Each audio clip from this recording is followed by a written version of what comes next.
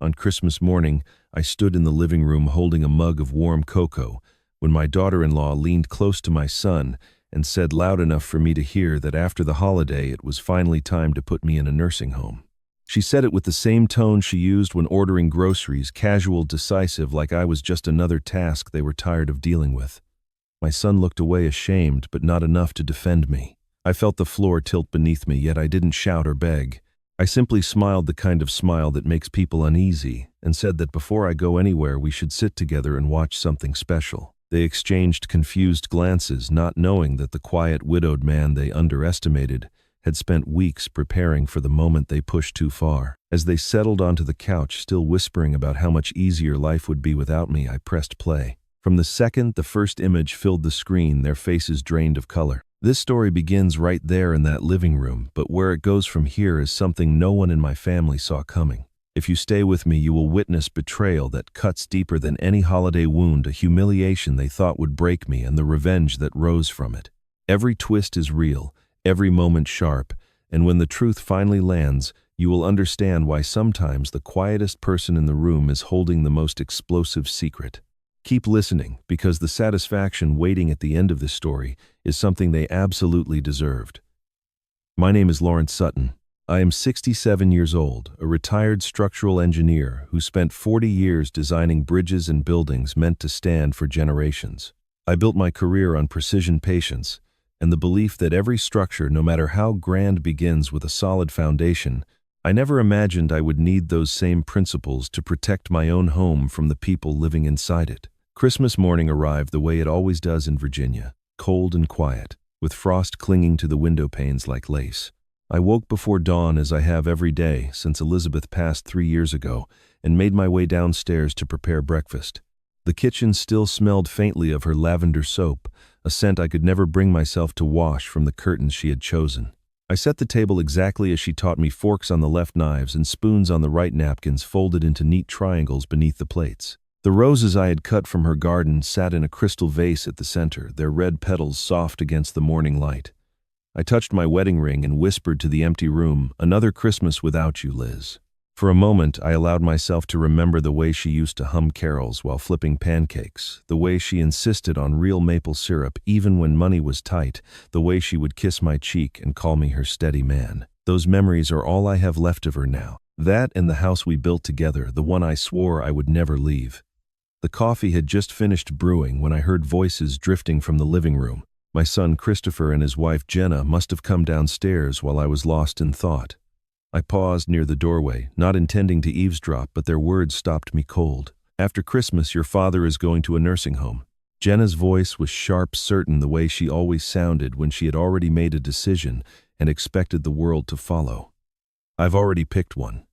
Sunridge Memory Care. It's the best option for someone in his condition." I held my breath, waiting for Christopher to object. My son, the boy I had taught to ride a bicycle, to drive a car, to shake hands like a man, surely he would not let this stand. "Jenna," he said slowly, "I'm not sure he's ready for that. He seems fine to me." "Seems fine," she laughed, but there was no warmth in it. "He forgets things, Christopher," he repeats himself. "Last week he asked me the same question 3 times in 1 hour. That's not fine, that's decline. And this time he won't have a choice." The cruelty in her voice was deliberate. She knew I was close enough to hear. She wanted me to hear.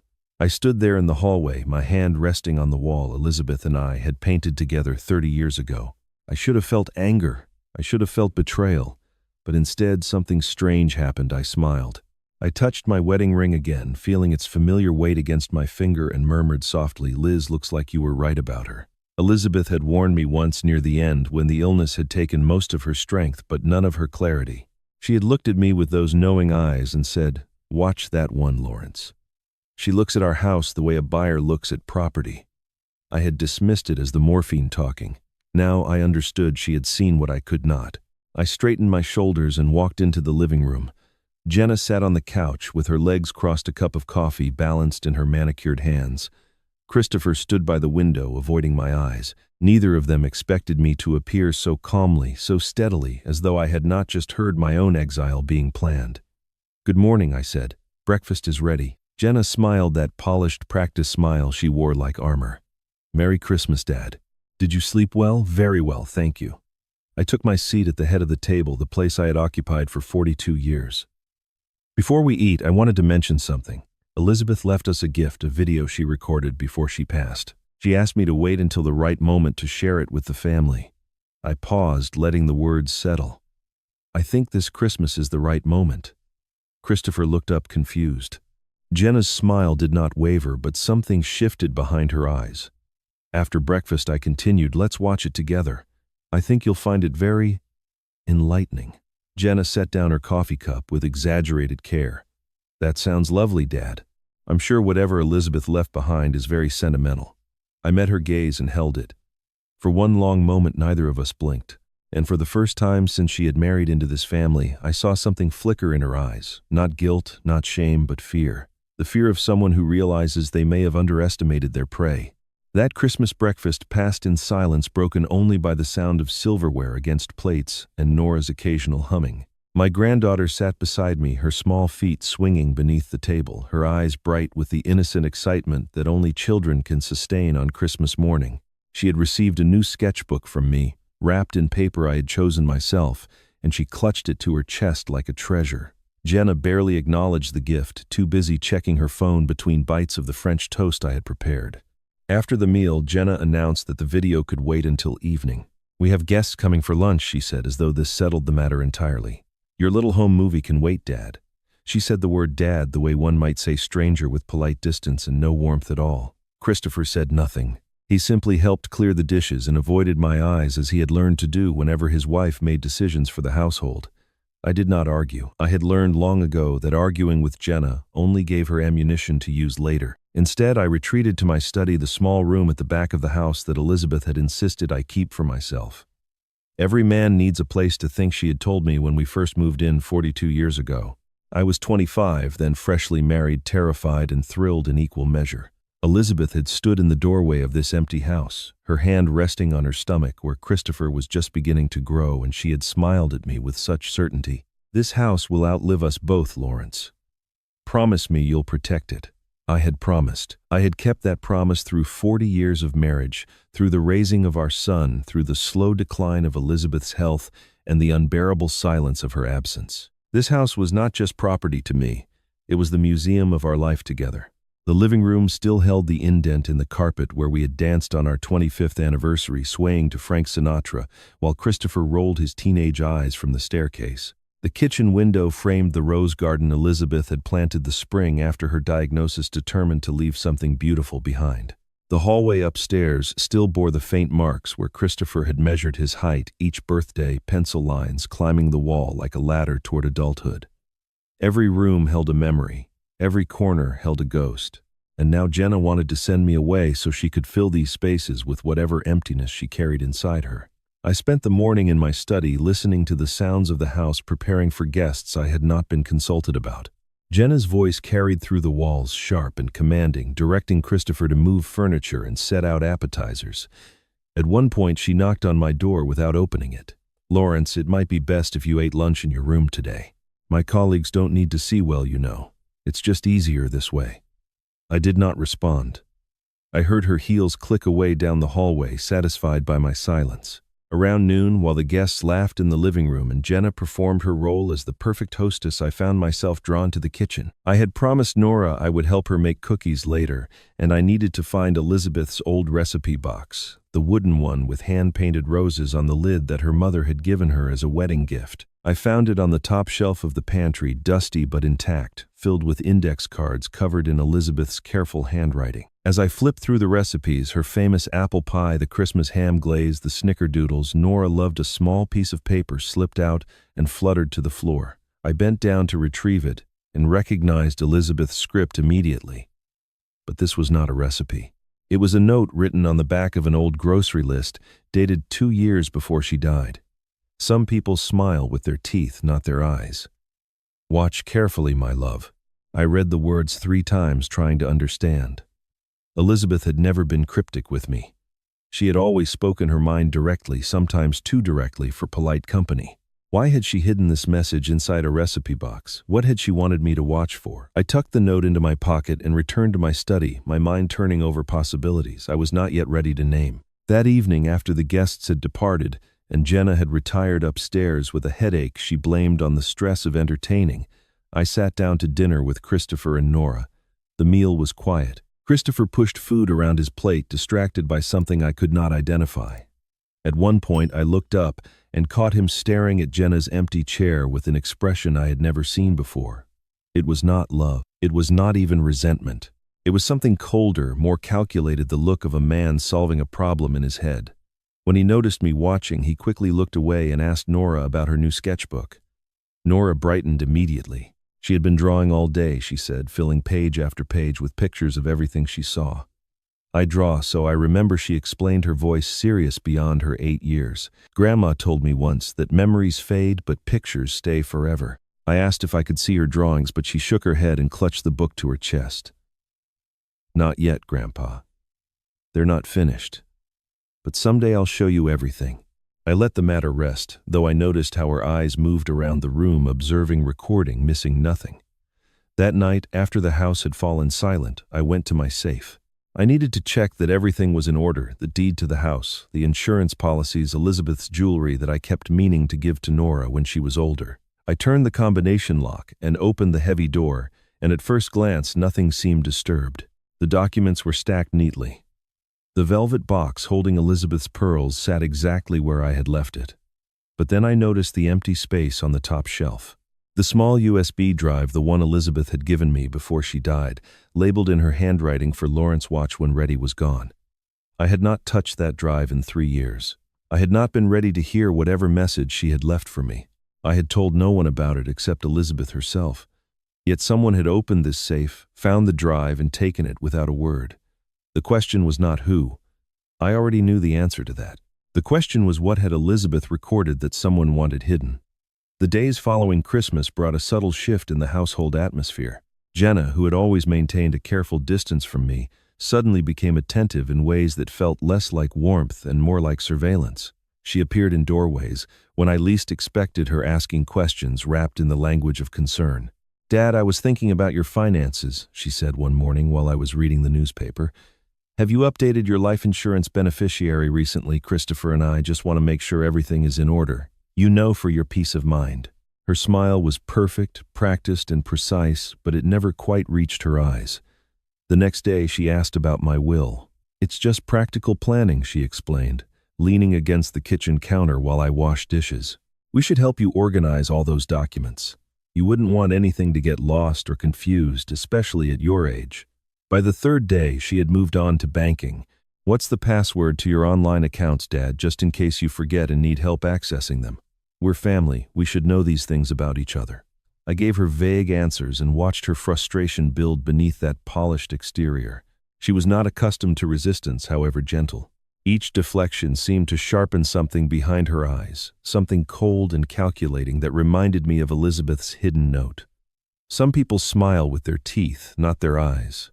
Relief came unexpectedly on a gray Thursday afternoon in the form of Diane Mercer, my neighbor of 15 years. Diane was a retired nurse with sharp instincts and a sharper tongue, the kind of woman who noticed everything and forgot nothing. She arrived at my door carrying a tin of homemade cookies and the comfortable familiarity of old friendship.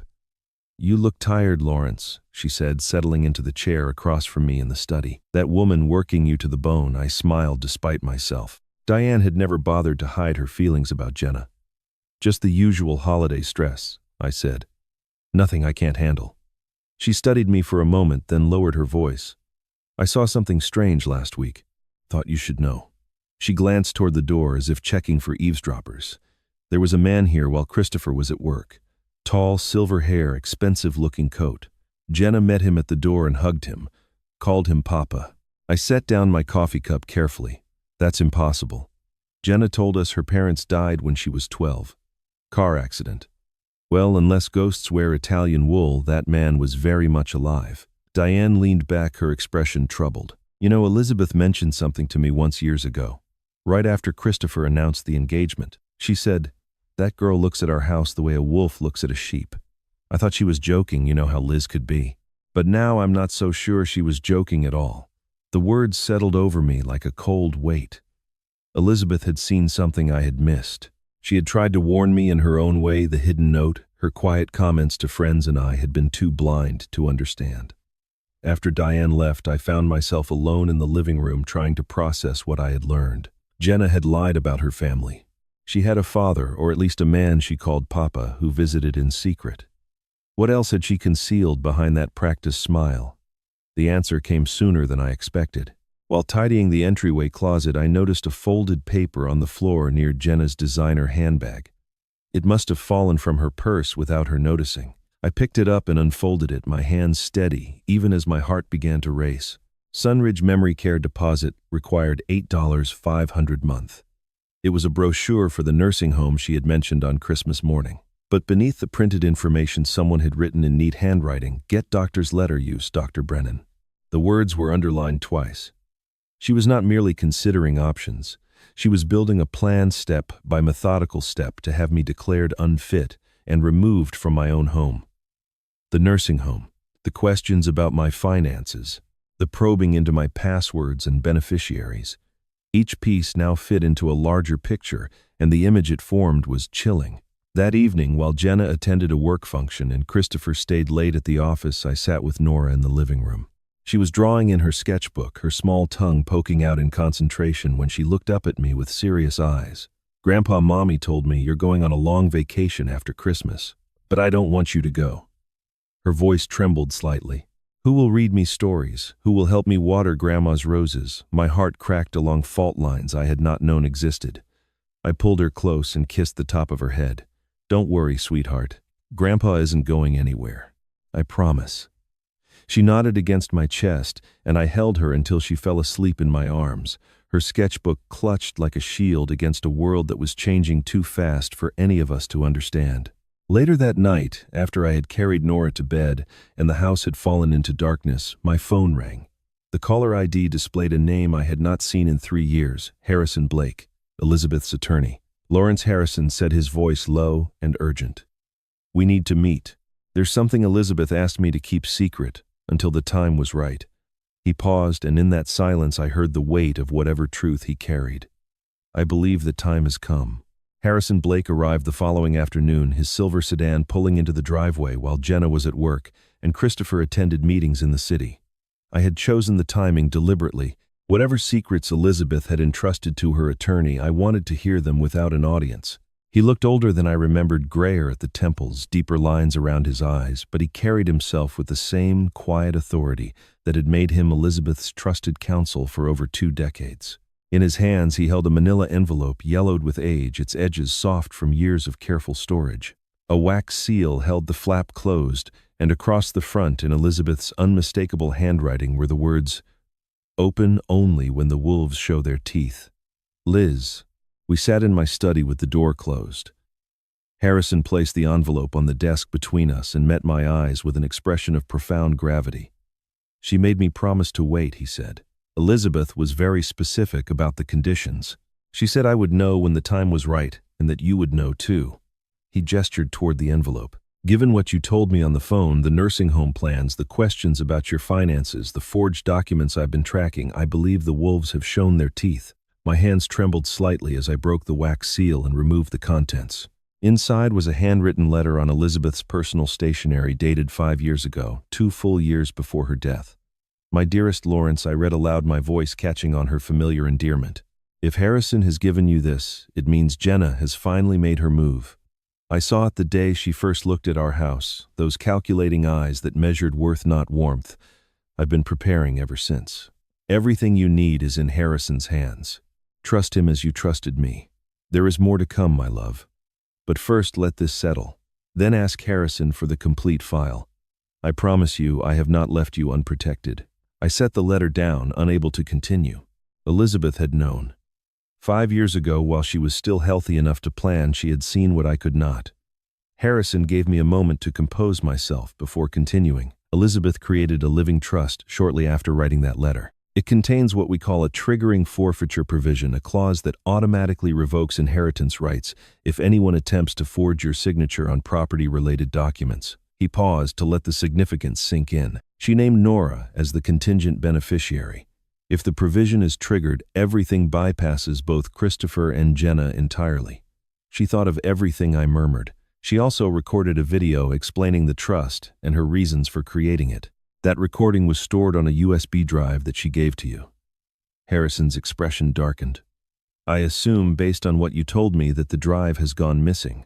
I nodded, understanding now why someone had taken it. The video would have revealed the trap Elizabeth had set, a trap that Jenna had apparently walked into without knowing. Harrison opened his briefcase and removed a folder thick with documents. Over the past 6 months, my office has flagged 3 separate filings that bear your signature. A deed transfer application rejected due to signature inconsistencies. A power of attorney form flagged by the county clerk for irregularities. And most troubling, a cognitive decline assessment request submitted to a Dr. Brennan, a physician who has never examined you. The name struck me like a blow. Dr. Brennan. The same name written on the paper I had found in Jenna's purse. All 3 signatures are sophisticated forgeries. Harrison continued, but imperfect under expert analysis. Whoever created them knows what they're doing, but they're not infallible. I stared at the documents spread before me, each one a piece of evidence in a conspiracy I was only beginning to comprehend. You said there was a complete file. Names, dates, photographs. There is. Elizabeth hired a private investigator 2 years before she died. What he found will change how you see your son's marriage. Harrison hesitated, his hand resting on a second, thicker envelope. Are you ready for that, Lawrence? I thought of Elizabeth's note in the recipe box. I thought of Diane's words about the mysterious papa. I thought of Nora clutching her sketchbook, watching everything with those wise, silent eyes. Show me everything, I said. Harrison nodded slowly and reached into his briefcase. There's one more thing, Lawrence. The private investigator discovered that Jenna Sutton isn't her real name. Before she married Christopher, she was Jennifer Walsh. He paused, his eyes meeting mine with an intensity that made my blood run cold. And this isn't her first marriage to an older man with property. Harrison spread the forged documents across my desk, arranging them side by side so I could examine each one in detail. For 40 years, I had made my living studying structural integrity, analyzing stress points, identifying weaknesses, understanding how systems fail under pressure. Now I applied that same precision to the papers before me, and what I saw confirmed everything Harrison had told me. The pressure is wrong, I said, tracing my finger along the signature on the deed transfer application. I've signed my name the same way for 50 years. The stroke begins light and ends heavy. That's how my hand naturally moves. But this signature does the opposite. It starts heavy and fades out. I move to the power of attorney form, and here the spacing between letters is too uniform. When I write quickly, my letters compress toward the end. Whoever forged this practiced carefully, but they don't understand how a hand moves naturally under time and repetition. Harrison nodded with what looked like satisfaction. A forensic document analyst confirmed exactly what you're describing. These are sophisticated forgeries, but they won't survive expert scrutiny in court. I set down the cognitive decline assessment, the most disturbing of the 3 documents, and looked at Harrison directly. Tell me about her first marriage. He opened the investigator's file and began reading from a summary page. Jennifer Walsh married Robert Callahan in Sarasota, Florida, 8 years ago. He was 71 years old, a retired businessman with a successful import company. She was 32. Harrison paused, letting the numbers speak for themselves. Robert died 2 years after the wedding. The official cause was heart failure. Jennifer inherited his entire estate, approximately $2 million, after a brief legal battle with his adult children. Did anyone investigate the death his children tried? They hired lawyers to contest the will, claiming undue influence and possible foul play. But Jenna had positioned herself perfectly. She had medical records showing she was his devoted caregiver. She had witnesses who testified to their loving relationship, and she had resources the children didn't. Harrison's expression hardened. The Florida case was suspicious but never prosecuted. His children ran out of money for legal fees before they could prove anything. 6 months after the estate was settled, Jennifer Walsh changed her name to Jenna Marsh and relocated to Virginia. 3 years later, she met Christopher at a real estate conference. The pattern was undeniable. She had done this before, targeted a vulnerable older man, positioned herself as indispensable, and waited for the right moment to collect. The only difference was that Robert Callahan had died while I was merely being sent to a nursing home to await a similar fate. What do you recommend, I asked, though some part of me already knew the answer. Play weak, Harrison said without hesitation. If Jenna believes you're confused and vulnerable, she'll get careless. She'll make mistakes. We'll use this time to gather more evidence, recordings, documents, witnesses. She's a predator, Lawrence. And predators get sloppy when they think the prey can't fight back. I thought of Elizabeth's note, her warning to watch carefully. My wife had understood this woman far better than I ever had. She had prepared for this battle knowing she would not be alive to fight it herself. The least I could do was honor her foresight with patience. After Harrison left, I found myself drawn to Nora's room. The door was slightly ajar, and through the gap I could see her sitting cross-legged on her bed, her sketchbook open in her lap. Her small hand moved steadily across the page, her eyes focused with an intensity that seemed far beyond her 8 years. I knocked gently before entering. "May I see what you're working on, sweetheart?" Nora looked up quickly and covered the page with both hands. "It's a secret, Grandpa, but you'll see it someday." Her voice carried a solemnity that made my heart ache. "I'm drawing everything so I don't forget. Grandma told me in a dream that pictures remember better than people do." I smiled, not fully understanding what she meant, but moved by her earnestness. "That sounds like something your grandmother would say." Nora nodded seriously. "She said someday you might need to see what I saw, so I'm being very careful to get everything right."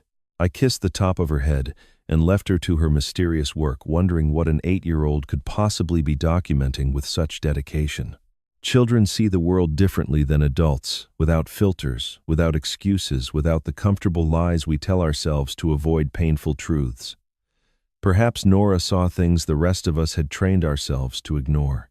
That evening, as I was preparing for bed, my phone buzzed with a text from Harrison. "Call me when you're alone. There's more." I stepped onto the back porch, the cold December air sharp against my face, and dialed his number. He answered on the first ring. "Elizabeth prepared more than what I showed you today," he said without preamble. "Much more. She made me promise to reveal it in stages to give you time to process each layer before moving to the next. When you're ready for the complete file, the one that explains everything, just ask." "I understand," I said. "Is there anything else I need to know tonight?" There was a pause, and when Harrison spoke again, his voice was lower, more cautious. "There's one more thing." The investigator tracked the name Gerald Walsh, Jenna's biological father. "She told everyone he died when she was 12. He didn't." Another pause. "He's very much alive, Lawrence. And 3 weeks ago he was seen entering your house." The news about Gerald Walsh changed everything. A dead father was a tragedy. A living father who visited in secret was a conspiracy. That night, lying awake in the darkness of my bedroom, I made a decision that went against every instinct I had cultivated over 67 years of honest living. I would become what Jenna expected me to be, a confused, declining old man who posed no threat to her plans. And while she celebrated her apparent victory, I would build the case that would destroy her. The performance began the next morning at breakfast. When Jenna asked if I wanted coffee, I stared at her blankly for a moment before responding. "Coffee, yes, I suppose." "Did Elizabeth make it?" I watched her exchange a meaningful glance with Christopher across the table. "Dad," Christopher said gently, "Mom passed away 3 years ago." Remember, I let my face crumble into confusion, then recover with embarrassed clarity. Of course. I'm sorry. I was thinking of something else." I stirred my coffee, slowly avoiding their eyes, playing the part of a man losing his grip on reality. Over the following days, I refined my act. I asked the same questions twice within an hour. I called Nora by her mother's name, then apologized profusely. I wandered into rooms and stood there as if I had forgotten why I came. Each performance was carefully calibrated enough to suggest decline, not enough to warrant immediate intervention. Jenna noticed, and she barely hid her satisfaction. I overheard her telling Christopher one evening in the kitchen, her voice carrying clearly through the walls. "See, I told you he's declining. It's getting worse. The nursing home is the kindest option for everyone." I filed her words away as evidence of intent, another piece in the puzzle I was assembling. Diane proved invaluable during this period. Her late husband had been a security technician for a commercial firm, and she had learned more from him than she ever expected to use. Over 2 nights, while Jenna and Christopher attended company dinners, Diane helped me install surveillance equipment throughout the house. "The trick is hiding them in plain sight," she explained, positioning a tiny camera inside the ceramic vase Elizabeth had bought in Italy during our 30th anniversary trip. "People don't examine objects they see every day." We placed another camera in the smoke detector in the hallway, its lens invisible among the sensors. A third went into the spine of a thick engineering manual in my study, a book no one but me would ever touch. Voice-activated recorders were tucked into strategic locations behind picture frames inside decorative boxes beneath furniture. Harrison confirmed the legal foundation for our surveillance. Virginia is a one-party consent state, he explained over the phone. You can legally record any conversation you're part of, and since you own the house, you have the right to monitor common areas with cameras. Everything we capture will be admissible. The first few days of footage showed exactly what I expected: Jenna searching my study when she thought I was napping, rifling through drawers, photographing documents with her phone. I cataloged each instance, building a timeline of her activities. But on the fourth night, the cameras captured something I never anticipated.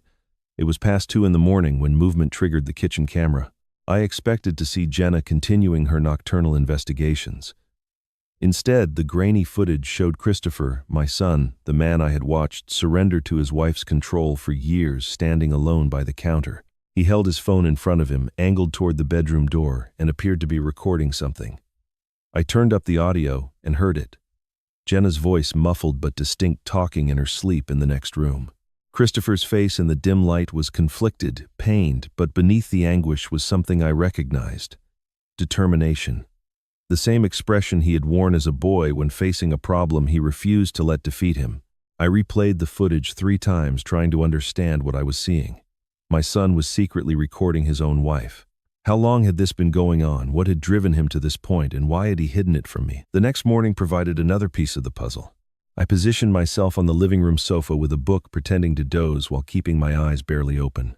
Jenna glanced at me, satisfied herself that I was asleep, and stepped onto the front porch to make a phone call.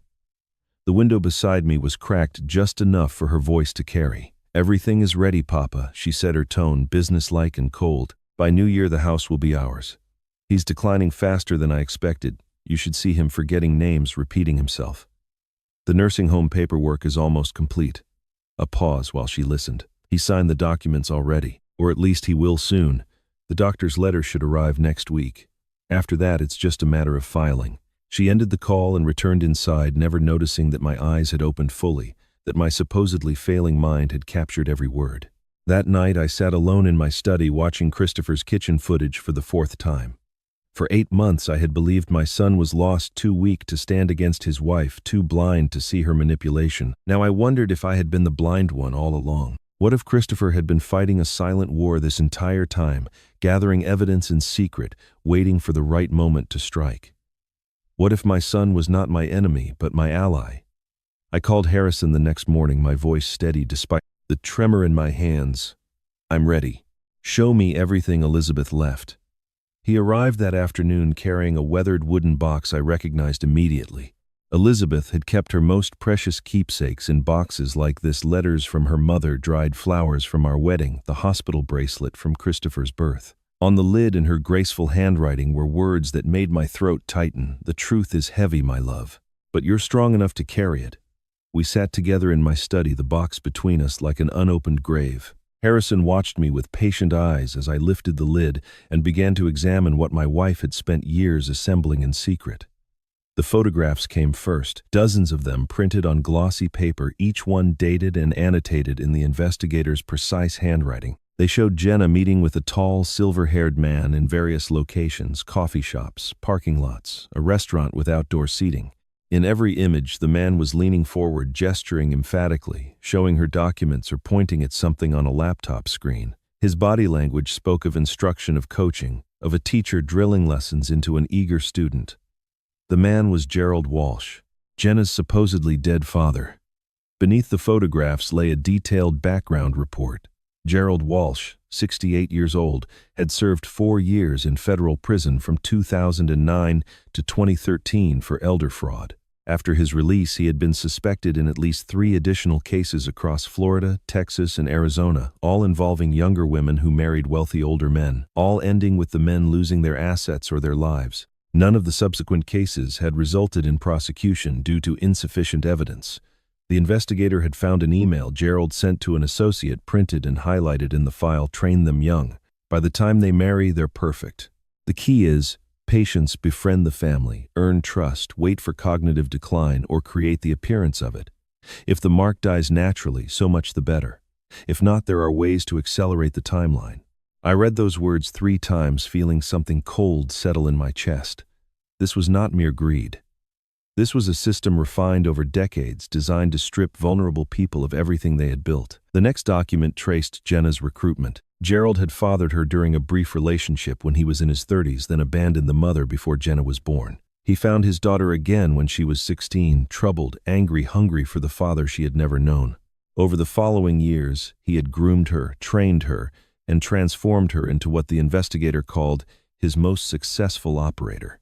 By the time she married her first husband in Florida, she was a polished professional capable of playing any role required to separate a target from his wealth. Elizabeth had added her own handwritten notes to the file, her familiar script, bringing tears to my eyes. I didn't tell Lawrence because I knew he'd confront her immediately. And if he did, Christopher would have sided with her. He was too in love to see the truth. I needed to wait until she showed her hand. Only then would Christopher believe. "I'm sorry, my love. I couldn't save Christopher's heart, but I could protect yours." She had known. For years she had carried this knowledge alone, watching our son fall deeper under Jenna's influence, unable to intervene without risking the very explosion she was trying to prevent. The weight of that secret must have been unbearable, yet she had borne it with the same quiet strength she brought to everything. Among the documents was a copy of Christopher and Jenna's prenuptial agreement, a document my son had never shown us. I read through the clauses with growing horror. In case of divorce, Jenna would receive 70% of Christopher's assets, including any inherited property. She had positioned herself to win regardless of how events unfolded. If the marriage survived, she would eventually control everything through Christopher. If it failed, she would walk away with the majority of what our family had built over generations. At the very bottom of the box beneath, all the evidence of betrayal and calculation, lay a single photograph. Elizabeth had taken it herself, the date stamp showing it was from Jenna's first visit to our home. In the image, Jenna stood in our living room, but she was not looking at Christopher or at us. She was looking at the house itself, the crown molding, the hardwood floors, the antique furniture Elizabeth had inherited from her grandmother. Her expression was one of pure, calculating assessment, the look of an appraiser evaluating property. Elizabeth had captioned the photograph in her own hand, "This is who she is." I set the picture down carefully and noticed one final item in the box, a sealed envelope addressed to Christopher in Elizabeth's handwriting. "For my son, when he's ready to see the truth." I held the envelope, gently understanding now the full scope of what Elizabeth had prepared. She had anticipated everything, even the possibility that Christopher would need proof before he could break free from the woman who had deceived him. She had left him a lifeline, waiting in silence until the moment he was ready to reach for it. But was my son ready, and would the truth set him free or shatter what remained of his world? That evening, after Harrison had gone and the house had settled into its nighttime quiet, I sat alone in my study with Elizabeth's box open before me. I had examined every document, studied every photograph, absorbed every terrible detail of the conspiracy my wife had uncovered. But I had saved one item for last. A letter addressed simply to Lawrence, in her handwriting, sealed in an envelope she had kissed before closing. I could still see the faint impression of her lips on the paper. I opened it carefully as though the letter itself might break and began to read. Her voice came through so clearly that for a moment I could almost believe she was sitting beside me, her hand resting on mine, as it had so many times before.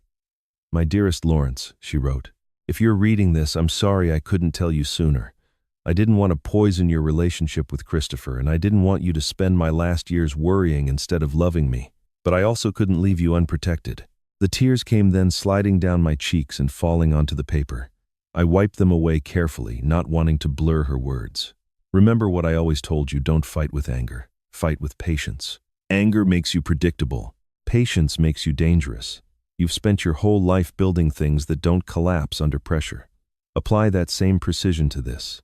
I've given you evidence, legal protection, and allies. But the most important weapon is already inside you, your dignity.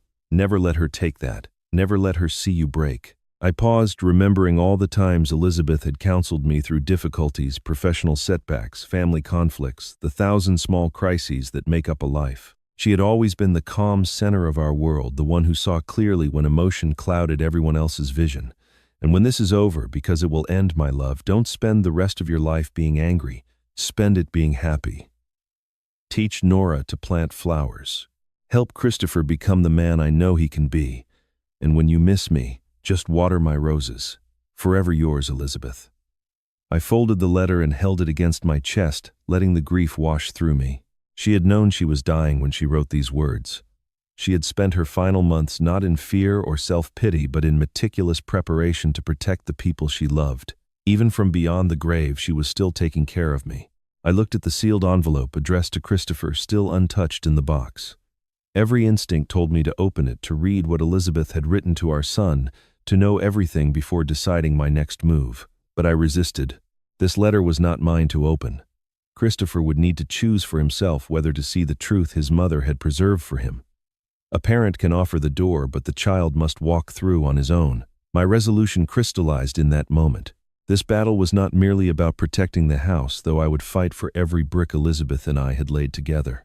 It was about saving Nora from growing up under the influence of a mother who viewed people as opportunities to exploit. It was about giving Christopher a chance to redeem himself, to become the man his mother believed he could be. Elizabeth had understood all of this. She had planned for it with the precision of love, the same love that had guided our marriage for 40 years.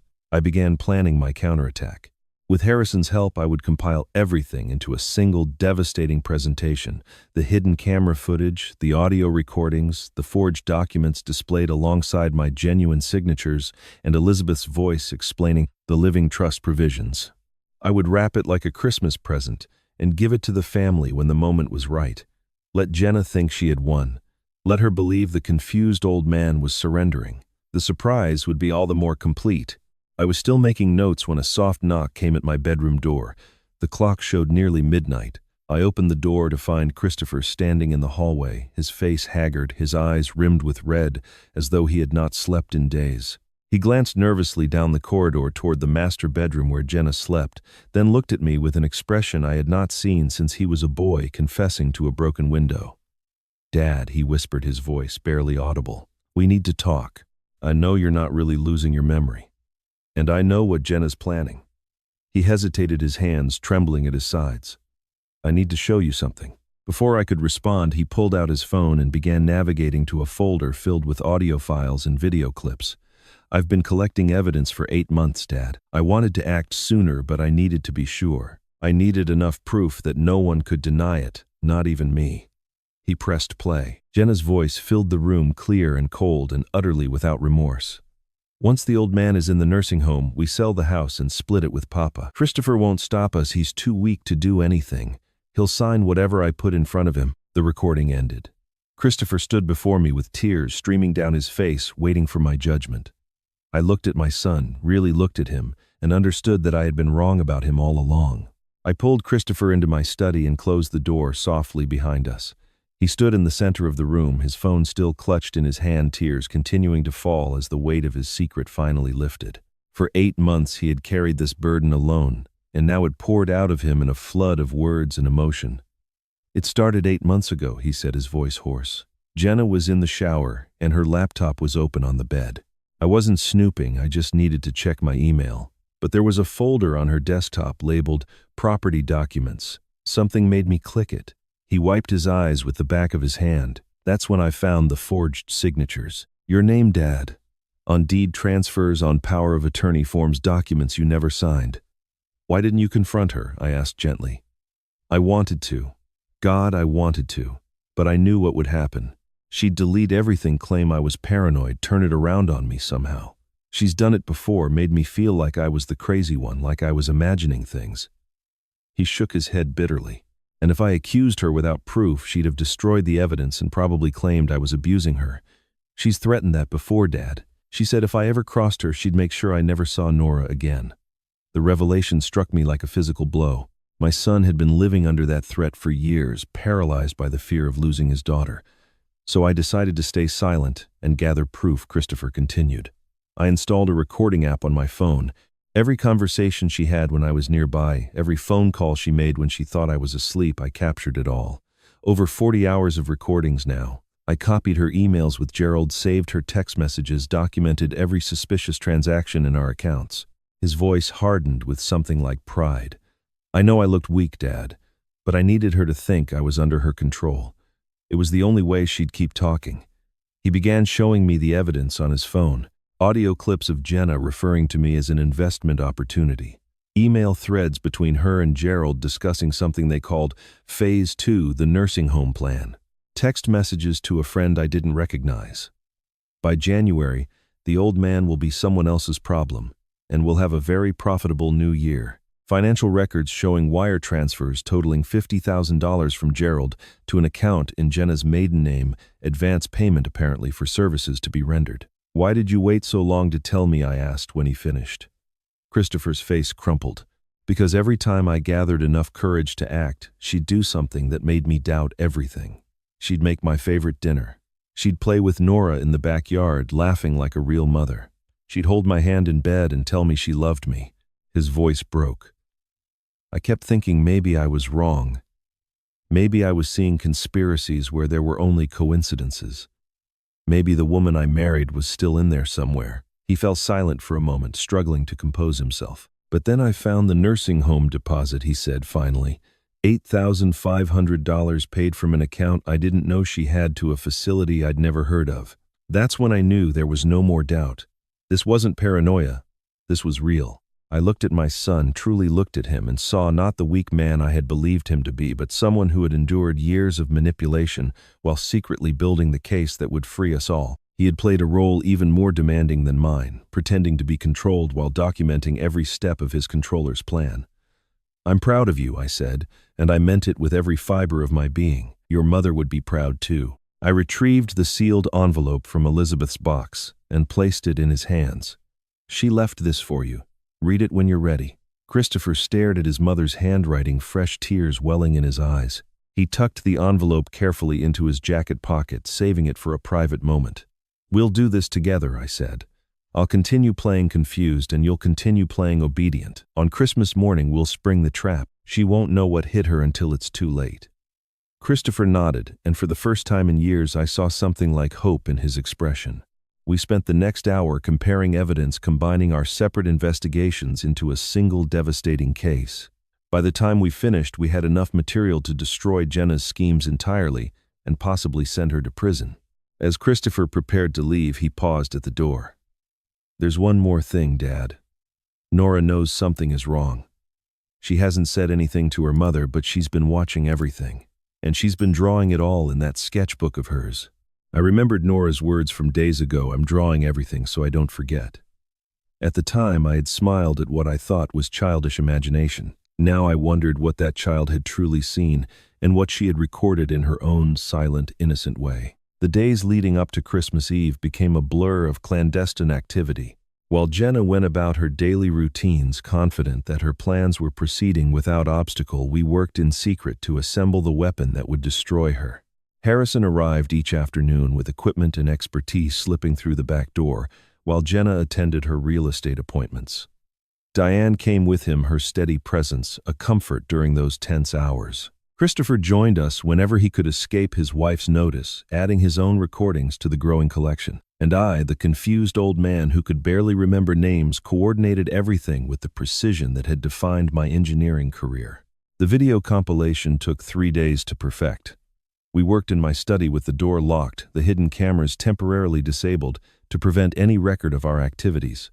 Harrison had brought professional editing software, and together we assembled a presentation designed to leave no room for denial or excuse. The opening was Elizabeth's voice, recovered from a backup file Harrison had kept in his office safe. "If you're watching this with my family," she said, her tone calm and clear despite the illness that had been claiming her when she recorded it, "it means the truth has finally come out. What follows is not accusation, it is evidence. And I want you to know, whoever has betrayed my husband, I have been watching you since the day you walked into our home."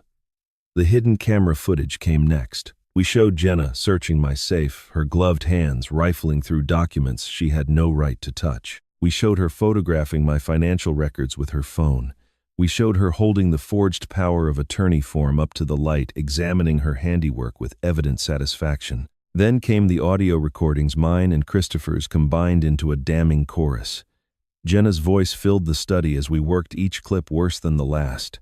She called me dead weight in one conversation, a financial burden in another, a problem to be solved in a third. She laughed about my supposed confusion, mocked my grief for Elizabeth, celebrated how easily I had been fooled. The document analysis followed. Harrison had commissioned a forensic expert to compare the forged signatures with samples of my genuine handwriting. The differences were subtle but unmistakable when displayed side by side: pressure variations, spacing inconsistencies, stroke patterns that betrayed an impersonator's careful practice. Christopher's recordings formed the heart of the presentation. We heard Jenna discussing Phase 2 with Gerald over the phone, their voices casual and businesslike, as they planned my institutionalization. We heard her celebrating their upcoming payday with a friend, describing the house's market value and how they planned to split the proceeds. We heard Gerald coaching her on how to handle the nursing home paperwork, his voice carrying the confidence of a man who had done this many times before. The investigators' photographs provided visual proof of the conspiracy, Jenna and Gerald meeting repeatedly over years, their body language speaking of partnership rather than the estranged relationship she had claimed. Image after image showed them together in coffee shops, in parking lots, at a restaurant where Gerald appeared to be showing her documents. Elizabeth's final message closed the presentation. "To whoever is watching this," she said, "know that I have taken steps to protect my husband and my home. A living trust has been established with provisions that cannot be circumvented. Any attempt to forge Lawrence's signature on property documents will automatically trigger forfeiture of inheritance rights. The house will pass directly to my granddaughter Nora, bypassing all other claims." She paused, and when she spoke again, her voice carried a weight that silenced the room. "I loved my son. I still love him, but I will not allow his wife to destroy what Lawrence and I built together. This is my final gift to the man I married, protection that extends beyond my grave." We saved the completed video to a new USB drive and placed it in an elegant gift box, the kind typically used for jewelry. I wrapped it myself in gold paper with a red bow, taking care to make it look as festive as possible. The tag read, "To our family with love from Elizabeth." On Christmas Eve afternoon, I placed the gift prominently on the mantel beside the stockings and settled onto the living room sofa with a book, pretending to doze. I watched through barely open eyes as Jenna passed through the room several times, her gaze always lingering on the gold-wrapped box. Finally, when she believed herself unobserved, she approached the mantel and carefully lifted the lid. Her eyes widened when she saw the USB drive inside. A smile spread across her face, not a happy smile, but the satisfied expression of a predator spotting easy prey. She pulled out her phone and stepped toward the window, her voice low but audible. "Papa," he put the USB back. "He's giving it to us as a gift. The old fool is finally surrendering. By tomorrow night we'll have everything we need." What she did not see was 8-year-old Nora watching from the stairway, her sketchbook clutched to her chest. The child observed her mother opening the gift, heard her whispered phone call, then retreated silently to her room. I learned later that she had drawn the entire scene, Mommy opening Grandpa's present without permission, her mouth curved in a smile that wasn't happy. That evening, Harrison confirmed that local police had been briefed and were ready to respond if called. Diane would arrive early Christmas morning as a guest, providing an outside witness to whatever unfolded. Christopher had backed up every piece of evidence to secure cloud storage that Jenna could never access or delete. Christmas Eve ended with the house beautifully decorated, the family gathered around the tree, and Jenna wearing her most confident smile. She had no idea she was about to open the last gift she would ever receive as a member of this family. In less than 12 hours, everything she had built would collapse, and she would be the one to push the first domino. Christmas morning dawned, cold and bright sunlight streaming through frost-covered windows into a house that smelled of fresh coffee and pine. The stockings Elizabeth had embroidered decades ago hung by the fireplace, stuffed with small gifts I had prepared in secret. The tree glittered with ornaments collected over 40 years of marriage, each one holding a memory. To anyone passing by, we would have looked like the perfect American family preparing for a day of celebration and gratitude. Nora came running downstairs in her pajamas, her face bright with anticipation, but she stopped abruptly when she reached the living room. Something in the atmosphere made her hesitate, the tension between the adults perhaps, or the forced quality of our smiles. She retreated quietly to her corner by the window, her sketchbook already in her hands, and began to draw with the focused intensity I had come to recognize as her way of processing the world. Jenna had prepared a special breakfast: eggs, bacon, fresh pastries from the expensive bakery downtown. She moved through the kitchen with the efficiency of a woman who knew exactly how this day would unfold, or thought she did. When we gathered around the table, she took her seat with an air of barely contained excitement. "Before we eat," she said, reaching beneath her chair, "I have a gift for you, Dad." She produced a wrapped package and slid it across the table toward me, her smile radiant with false warmth. I opened it slowly, my expression carefully neutral. Inside was a book titled Embracing Your Golden Years, A Guide to Assisted Living. The cover featured a smiling, elderly couple walking through manicured gardens, the architecture of an institution visible behind them. "I thought this might help you adjust to your new home," Jenna said sweetly. "We found a lovely place for you, Sunridge Memory Care.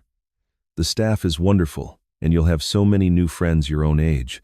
She delivered these words as though she were offering a kindness, but I saw Nora flinch at the corner of my vision, her crayon pausing mid-stroke. I set the book aside without comment and began eating my breakfast. Jenna's smile flickered momentarily at my lack of reaction, but she recovered quickly. Halfway through the meal, she stood and raised her glass of orange juice as though preparing a toast. "I have wonderful news for the family," she announced. "After Christmas, Dad has agreed to move to a nursing home where he'll get the care he needs. It's really the kindest option given his." She paused, her expression shifting to one of theatrical sympathy. "Given his condition, we all want what's best for him, don't we?" Christopher sat frozen beside her, playing his part with the skill of a man who had practiced deception for 8 months. He stared at his plate, apparently unable to meet anyone's eyes, the picture of a weak husband dominated by his wife. I set down my fork and rose slowly from my chair. When I spoke, my voice was calm and steady, carrying the quiet authority of a man who has waited for exactly this moment. "Before I go anywhere, Jenna, I believe we have one more gift to open." I gestured toward the gold-wrapped box, still sitting on the mantel untouched since the night before. Elizabeth wanted us to watch something together. A final message from her to the family. Jenna's smile remained fixed, but I caught the slight widening of her eyes, the almost imperceptible tension in her shoulders. She thought she knew what was on that USB drive. She was about to learn how wrong she was. Before I could retrieve the box, the doorbell rang. I moved to answer it, and Jenna half rose from her seat. Who could that be on Christmas morning? I opened the door to find Diane Mercer standing on the porch, a tin of Christmas cookies in her hands and a warm smile on her face. "Merry Christmas, Lawrence. I hope I'm not interrupting. I just wanted to drop these off." "Not at all," I said, stepping aside. "Please join us." We were about to watch a family video. Jenna's expression tightened as Diane entered. But before she could object, another figure appeared in the doorway, Harrison Blake, dressed in a somber suit, a leather briefcase in his hand and gravity written across his features. "What are they doing here?" Jenna demanded, her voice rising. "This is a family matter." I turned to face her, meeting her eyes with a steadiness I had cultivated over weeks of preparation. "This is family, Jenna. Diane has been our neighbor for 15 years. Harrison was Elizabeth's attorney and trusted friend. They deserved to hear what my wife wanted to tell us." I retrieved the gold-wrapped box from the mantel and removed the USB drive inside. "And it's time for everyone to hear from Elizabeth, who saw you for exactly what you are." I inserted the drive into the television's port and pressed play. The screen flickered to life. Elizabeth's face appeared frail from the illness that had been consuming her, but with eyes that burned with absolute clarity. Her voice filled the room, strong and unwavering despite the weakness of her body. "If you're watching this," she said, "it means my daughter-in-law has finally shown her true face. What you're about to see is not accusation, it is evidence." She paused, and her gaze seemed to reach through the screen directly at Jenna. "And Jenna, I want you to know I've been watching you since the day you walked into our home." The room fell silent as Elizabeth's introduction faded and the evidence began to play. The first image showed Jenna in my study, captured by the hidden camera in the ceramic vase. She moved with practiced efficiency, pulling open drawers, rifling through files, photographing documents with her phone. The timestamp in the corner proved this was no isolated incident. The footage spanned multiple days, multiple intrusions, a systematic invasion of my privacy conducted while I supposedly napped in the next room. Jenna's face went pale. "That's not, I was just organizing." But the video continued, cutting to audio, recorded by the device hidden behind my books. Her voice filled the room, crystal clear and utterly damning. "The old fool doesn't suspect a thing. By January, we'll have everything. The nursing home paperwork is almost complete, and once he's declared incompetent, the house transfers automatically." She laughed, a sound devoid of warmth. "Papa was right. These old men are so desperate for family that they'll believe anything." Diane gasped softly from her seat by the window. Harrison watched with grim satisfaction. Christopher sat motionless, his role in the deception still hidden his face, a mask of apparent shock. The screen shifted to the document analysis. My genuine signature appeared beside the forged versions, with annotations highlighting the differences, pressure variations, spacing inconsistencies, stroke patterns that betrayed an impersonator's hand. A forensic expert's voice narrated the comparison, his professional tone lending clinical authority to the accusation. These signatures show clear evidence of forgery. The perpetrator practiced extensively, but could not replicate the natural variations inherent in authentic handwriting.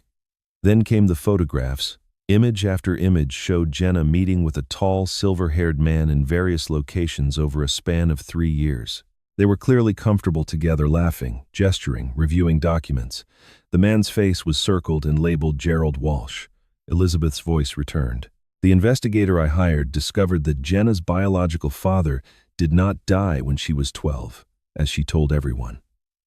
Gerald Walsh served 4 years in federal prison for elder fraud. After his release, he was suspected in at least 3 additional cases across Florida, Texas, and Arizona, all involving younger women who married wealthy older men. The screen displayed Gerald's criminal record, his mugshot newspaper clippings from his trial.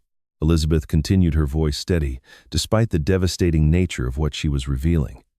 Gerald Walsh doesn't just commit fraud. He trains others to do it for him. He calls them operators. And his most successful operator is his own daughter, the woman who married my son. A timeline appeared showing Gerald's contact with Jenna beginning when she was 16 years old. Surveillance photographs documented their meetings over the years. Bank records showed money flowing between accounts. Email excerpts revealed their planning in damning detail. Jenna's biological father is alive, Elizabeth concluded. He recruited her. He trained her. And now Gerald Walsh has been inside this house planning to take everything Lawrence and I built together. The final segment of the video showed surveillance photos of Gerald entering our home 3 weeks earlier dressed in a salesman's suit carrying a briefcase. He had been here in this house while I believed myself alone and safe. Elizabeth's image reappeared for her closing statement. I have established a living trust with provisions that cannot be circumvented. If anyone attempts to forge Lawrence's signature on property documents, they forfeit all inheritance rights. The house will pass directly to my granddaughter, Nora. She paused, and her eyes seemed to look directly at Jenna through the screen. You thought you were clever. You thought no one was watching. But I saw you from the beginning. And I made sure my husband would be protected long after I was gone. The screen went dark. Silence filled the room like a held breath. Then Christopher stood. I need to add something, he said, his voice steady. He pulled out his phone and began playing his own recordings, conversations captured over 8 months of secret vigilance. We heard Jenna laughing about how easy it was to manipulate her husband. We heard her discussing the proceeds, with Gerald agreeing on a 70-30 split. We heard her describe me as a walking payday and Christopher as too weak to ever suspect. Jenna's composure shattered completely. She rose from her chair, her face contorted with rage and fear. This is fake, all of it. He manipulated you, Christopher. Your senile father manipulated you into betraying your own wife. Her voice rose to a shriek. You recorded me. You recorded me in our own home. You betrayed me. Christopher met her eyes without flinching. I protected my family. Something you never understood. Before Jenna could respond, the doorbell rang. I opened the door to find 2 uniformed police officers standing on the porch, their expressions professionally neutral. We received a report regarding elder financial abuse and document forgery, the older officer said. Is Jennifer Walsh, also known as Jenna Sutton, present? Jenna backed away as the officers entered the living room, her eyes darting between exits like a trapped animal. Then in one desperate motion, she lunged toward Nora and grabbed her arm. Tell them, baby, she pleaded, her voice cracking. Tell them Grandpa is confused. Tell them Mommy would never hurt anyone. Tell them. But Nora pulled away with surprising strength, clutching her sketchbook to her chest like a shield. Her small voice cut through the chaos with perfect clarity. No, Mommy. Everyone froze. The 8-year-old stood in the center of the room, her chin raised, her eyes bright with tears she refused to shed. I drew everything Nora said. Everything you did. The papers you took. The man who visited. The phone calls when you thought I was sleeping.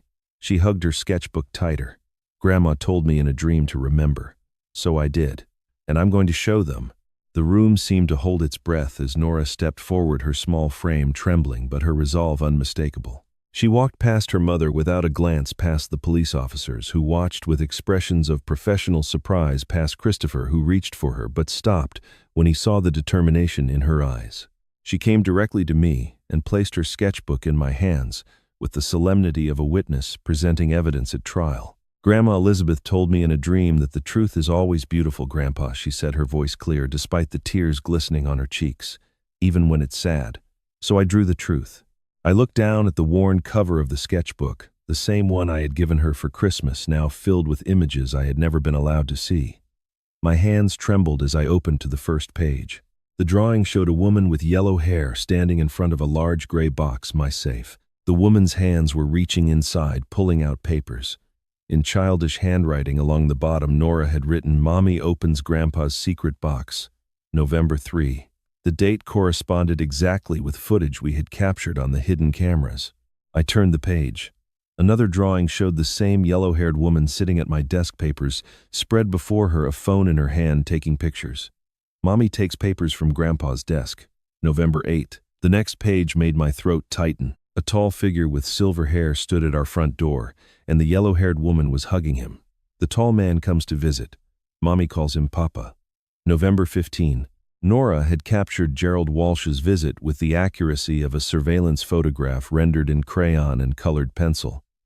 Page after page revealed what my granddaughter had witnessed over the past months. Mommy on the phone in the kitchen, her face drawn with angry lines, the word Grandpa visible in a speech bubble. Mommy and Daddy arguing, with Mommy pointing at a stick figure labeled Grandpa and the words in the way floating above her head. Mommy alone at night counting money at the table, her expression sharp and hungry. One page was marked Christmas Eve in careful letters. It showed Mommy standing by the fireplace reaching for a golden box on the mantel. Through a doorway, a small figure watched Nora herself, drawn with wide eyes and a frown. "Mommy opens Grandpa's present when no one is looking," the caption read. "Her smile is wrong." The final drawing stopped my heart. It showed our family gathered together, me, Christopher, Nora, and Elizabeth, as an angel watching from above. But Jenna was drawn apart from the group, facing away from everyone, her figure half erased as though she was already disappearing from our lives. Nora had titled it "My Real Family." The room had fallen completely silent. I looked up to see Diane weeping openly, her hand pressed to her mouth. The police officers exchanged glances heavy with significance. Harrison stood motionless, his professional composure cracked by the raw honesty of a child's testimony. And Christopher, my son, who thought he had understood the full extent of his wife's deception, stared at his daughter's drawings with an expression of devastated revelation. Seeing Jenna's cruelty through his daughter's eyes had shattered something inside him that all our evidence had not touched. "She's just a child." Jenna's voice cut through the silence, shrill and desperate. "You can't use a child's drawings as evidence. She has an overactive imagination. She's always making up stories, always pretending to talk to her dead grandmother. You said that about my dreams too." Nora's voice was quiet but steady, and it silenced her mother instantly. "You said Grandma Elizabeth wasn't real when I told you she talks to me at night. But Grandma was real. She lived in this house. She loved Grandpa. She loved me." The child's eyes met her mother's without flinching. "And what I drew is real. I saw you, Mommy. I saw everything." Jenna opened her mouth to respond, but no words came. For the first time since I had known her, she seemed utterly without resources. No clever argument, no charming deflection, no manipulation equal to the simple truth spoken by her own daughter. The older officer stepped forward, his voice professionally gentle. "Ma'am, we need you to come with us to the station for questioning. We have documented evidence of forgery and potential elder financial abuse. You're not under arrest at this time, but we need to take a formal statement." Jenna's eyes darted around the room to Christopher, who would not meet her gaze, to me, standing with her daughter's sketchbook in my hands, to the door where no escape awaited.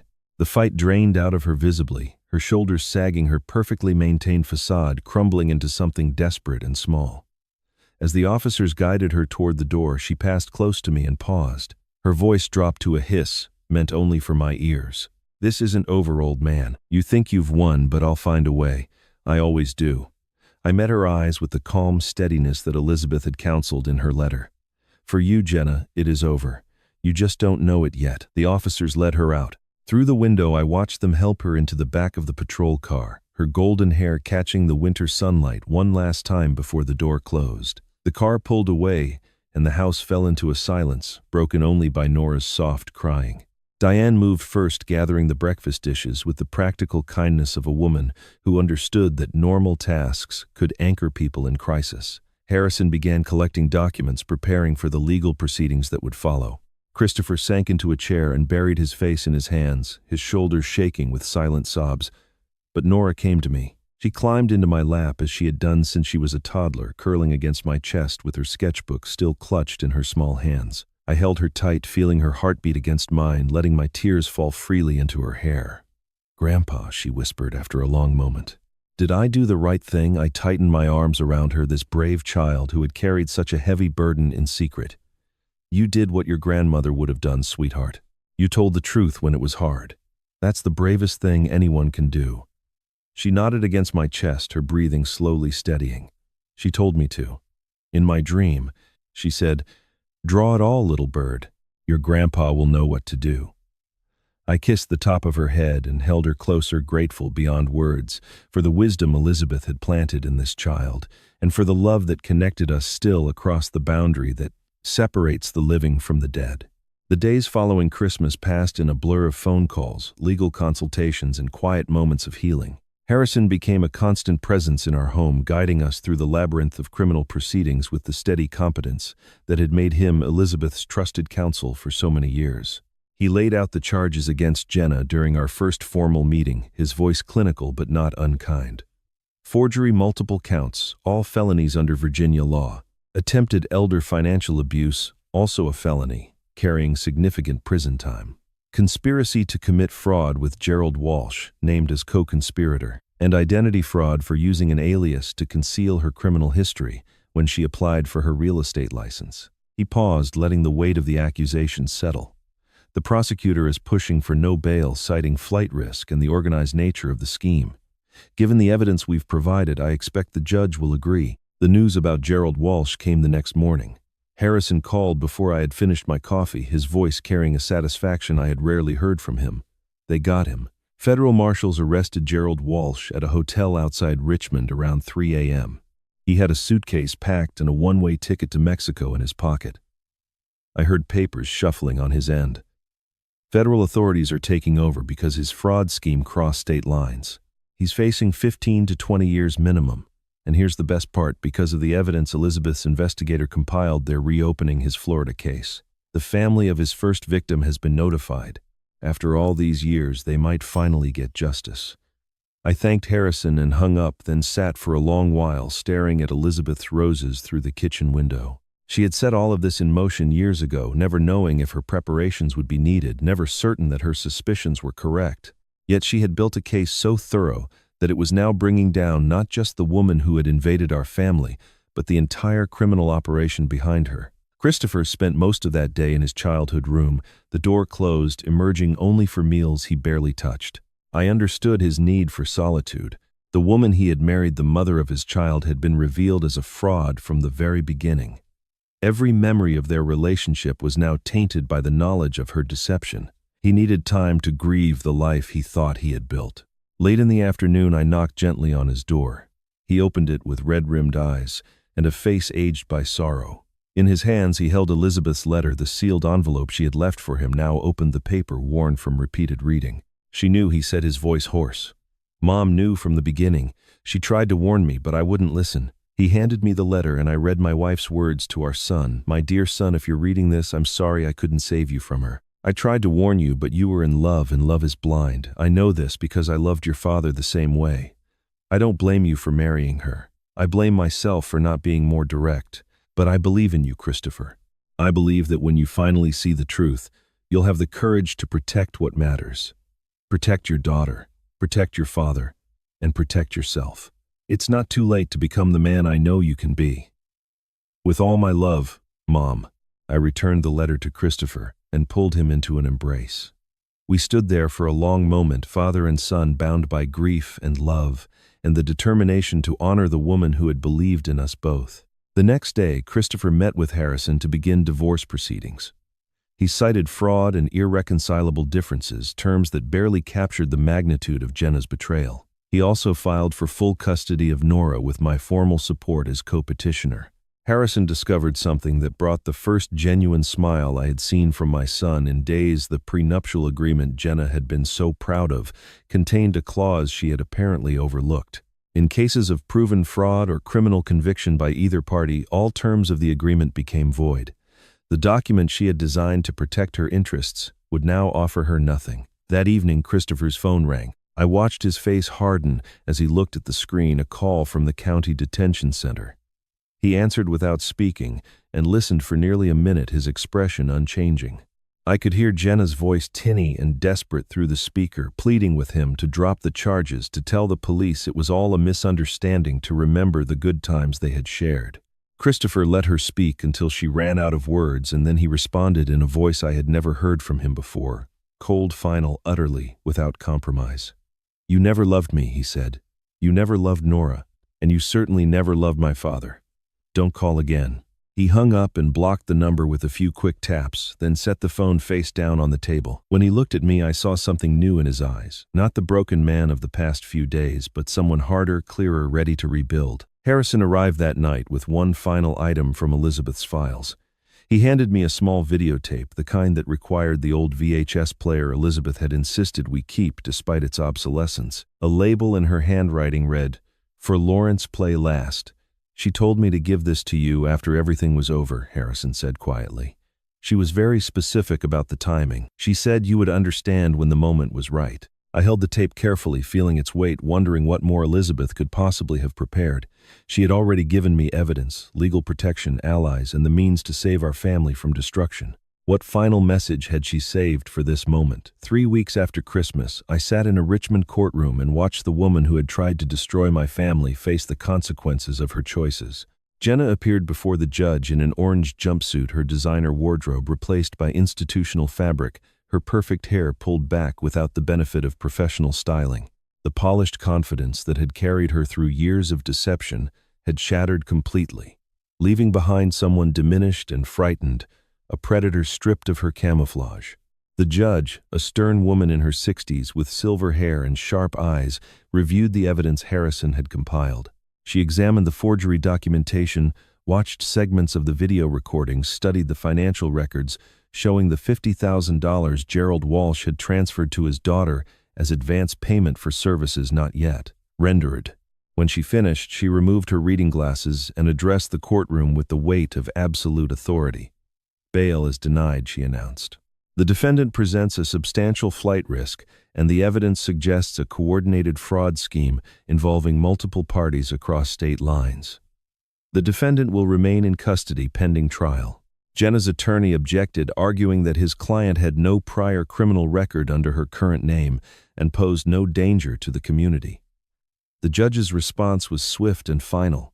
The defendant allegedly conspired with her biological father, a convicted felon, to defraud an elderly man of his life's work and his home. The absence of a prior record under an assumed name does not inspire confidence in this court.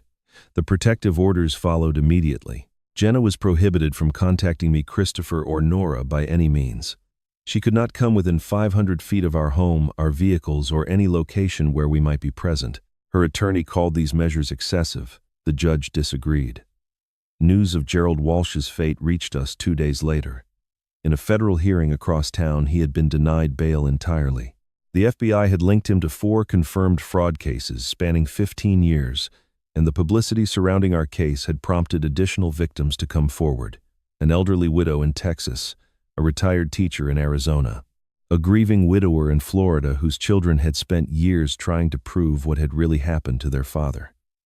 Gerald Walsh faced potential life imprisonment under federal elder abuse enhancement statutes. The empire of manipulation he had built over decades was finally crumbling. 6 weeks after Christmas, Christopher's divorce was finalized. I accompanied him to the courthouse, standing beside him as the judge reviewed the petition and the evidence of fraud that accompanied it. The prenuptial agreement Jenna had crafted so carefully, the document she had believed would guarantee her 70% of everything, contained the clause that would be her undoing. In cases of proven fraud or criminal conviction, all terms became void. The judge, a different one this time, but equally thorough, delivered his ruling with clinical precision. The respondent entered this marriage under false pretenses with documented intent to defraud. The court finds the prenuptial agreement void in its entirety and awards full dissolution with no marital property division to the respondent. Full custody of the minor child is granted to the petitioner. Christopher signed the final papers with a hand that did not tremble. When we walked out of the courthouse into the pale winter sunlight, he stopped on the steps and drew a breath so deep it seemed to fill spaces that had been empty for years. That evening we sat together on the back porch watching the sun set over Elizabeth's rose garden. The bushes were dormant now, bare branches reaching toward a sky streaked with orange and pink, but I could imagine them as they would be in spring, full of blooms, full of life, full of the beauty Elizabeth had planted for generations to enjoy. "I'm sorry, Dad," Christopher said quietly. "I should have seen it sooner. I should have been stronger." I shook my head. "You gathered evidence for 8 months while pretending to be blind. You recorded conversations, copied documents, built a case that held up in court. That took more courage than I've ever shown in my life." He was quiet for a moment. "Mom believed in me, even when I didn't deserve it." "She believed in the man you could become," I said. "And you became him." We sat in comfortable silence after that, two men who had nearly lost everything finding their way back to each other. The trust that Jenna had worked so hard to destroy was beginning to rebuild itself brick by careful brick. Nora's adjustment came in stages. She asked questions: where did Mommy go? When was she coming back? Why did the police take her away? Christopher and I had agreed to be honest with her in ways an 8-year-old could understand. "Mommy did some things that weren't right," Christopher explained one evening, holding her on his lap. "She made choices that hurt people, and now she needs time away to think about what she did." Nora considered this with the gravity children bring to matters they sense are important, like a timeout. But for grown-ups, Christopher's face softened with something close to a smile, the first I had seen from him in weeks. "Yes, sweetheart. Exactly like that." She nodded solemnly, accepting this explanation with the resilience that children possess and adults often forget. Then she climbed down from her father's lap, retrieved her sketchbook, and began to draw not the dark scenes of deception she had recorded before, but something new.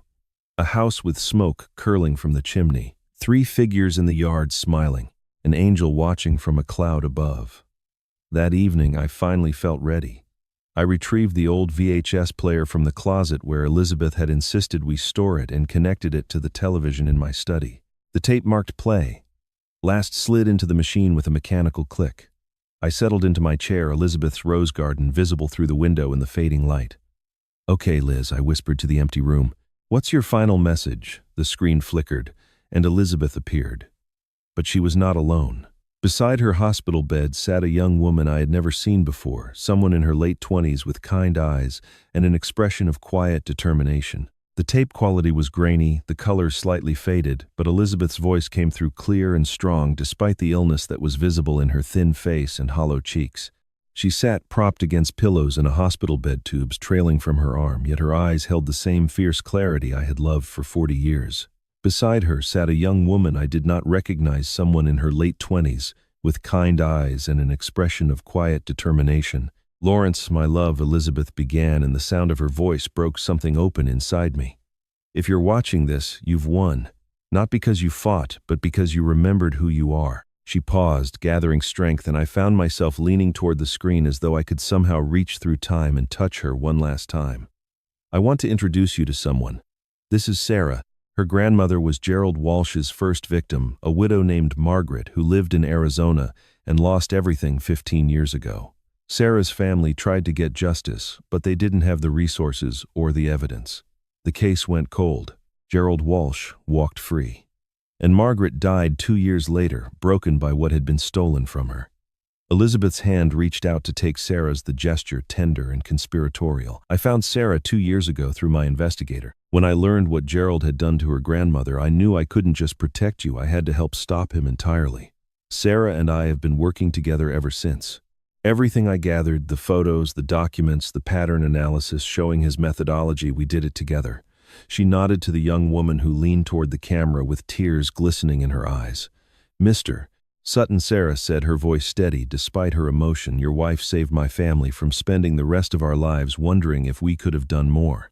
Because of her investigation, The FBI now has enough to reopen my grandmother's case. Gerald Walsh will finally answer for what he did to her."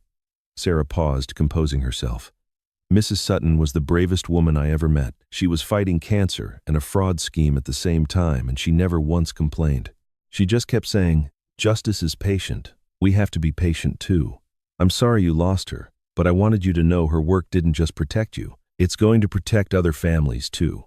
The camera shifted back to Elizabeth, who was smiling now, that gentle, knowing smile that had guided me through 4 decades of marriage. "Lawrence, I didn't do all this to destroy Jenna. I did it to protect you. There's a difference. Our house isn't just walls and wood. It's where we raised Christopher, where we'll watch Nora grow, where our love lives even after I'm gone." Her voice softened, and I saw tears forming in her eyes. "Don't spend the rest of your life being angry. Spend it being happy. Teach Nora to plant flowers. Help Christopher become the father I know he can be. Build something beautiful from the ashes of what tried to destroy us." She lifted her hand to the camera, her fingers spread as though pressing against glass. "And when you miss me, my love, just water my roses. Forever yours, Elizabeth." The screen went dark. I sat motionless in my chair, tears streaming down my face as the weight of everything she had done settled over me like a blessing. 1 year has passed since that Christmas morning, when everything changed. The Sutton house is full of life again. Nora's drawings hang in frames along the hallway, not the dark images of deception she once recorded, but happy scenes filled with sunshine and flowers and family gathered together. Christopher moved back in temporarily after the divorce, rebuilding his relationship with me, while slowly establishing his own independence. He has begun dating again cautiously, and I see in him a wisdom born of hard experience. Every morning, I tend Elizabeth's rose garden, talking to her as I water each bush. I tell her about Nora's progress in school, about Christopher's healing, about the small victories and quiet joys that fill our days. Sometimes I swear I can hear her voice in the rustle of the leaves, gentle and encouraging, reminding me that love does not end with death. Diane visits every Sunday for dinner, having become part of our extended family. Harrison stops by occasionally, always pleased to report updates on the legal proceedings. Gerald Walsh received 18 years in federal prison, his criminal empire dismantled by the evidence Elizabeth and Sarah compiled together. Jenna took a plea deal, 5 years with the possibility of parole in 3. I feel no satisfaction in her imprisonment, only relief that she can no longer harm anyone I love. 2 other families have reached out to thank us for our courage. Their stories echo ours: elderly parents, targeted fortunes, stolen lives, upended by the predators Elizabeth helped expose. Sarah visits when she can, and she has become something like a niece to me, a living reminder of the legacy Elizabeth left behind. On a sunny afternoon in late spring, I kneel in the garden beside Nora, teaching her how to plant a new rosebush. The variety is called Elizabeth's Legacy, a hybrid I commissioned from a local nursery bred to bloom in the exact shade of pink that Elizabeth loved best. "Grandpa," Nora asks, her small hands covered in rich, dark soil, "do you think Grandma can see us?" I look at the garden, at the house, at my granddaughter's bright eyes, so full of hope and curiosity, and I smile. "I think she's been watching us all along, sweetheart. And I think she's very, very proud." Nora considers this with her characteristic seriousness, then nods.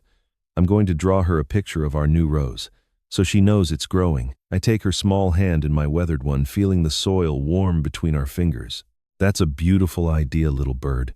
That's exactly what she would have wanted. That evening, after Nora has gone to bed and Christopher has retreated to his room, I sit alone on the porch as the stars emerge one by one. The house stands quiet behind me, but it is not the silence of emptiness. It is the silence of peace, the kind that comes after storms have passed, and the ground is ready for new growth. Elizabeth's final words echo in my heart. "When you miss me, just water my roses." I look at the garden she loved, at the home we built together, at the lights glowing warmly in Nora's bedroom window. "I watered them today, Liz," I whisper to the evening sky, "and they're blooming." And that is my story. A story about betrayal and love, about the schemes of those who see people as opportunities, and the quiet strength of those who refuse to be broken. When Jenna walked into our home all those years ago, she saw a house to steal and an old man to discard. What she didn't see was Elizabeth, my wife, my partner, my protector, even from beyond the grave. I learned something through all of this. Revenge is not about anger or destruction. True justice is about protecting what matters, preserving dignity, and ensuring that those who prey on the vulnerable cannot continue their cruelty unchecked. Elizabeth understood this long before I did. She fought her battle with patience and precision, leaving me the tools I needed to finish what she started. Today, our home stands exactly as it always has, filled with memories, filled with love, filled with the laughter of a granddaughter who will never have to fear being used as a pawn in someone else's scheme. Christopher has become the father Elizabeth always believed he could be. And I have learned that the greatest gift we can leave behind is not property or wealth, but the knowledge that we protected the people we loved. If this story touched you, I would love to hear your thoughts. Have you ever faced betrayal from someone you trusted? How did you find the strength to protect yourself and your family? Share your experiences in the comments below. Your story might help someone else who is going through something similar. And if you know an elderly parent or grandparent living with family, check on them. Ask how they're really doing. Sometimes the people who need protection the most are the ones who would never ask for it. Thank you for listening. And remember, when someone you love seems to be watching out for you, even when they're gone, trust that feeling. Sometimes angels work through recipe boxes, hidden letters, and roses that bloom exactly when we need them most.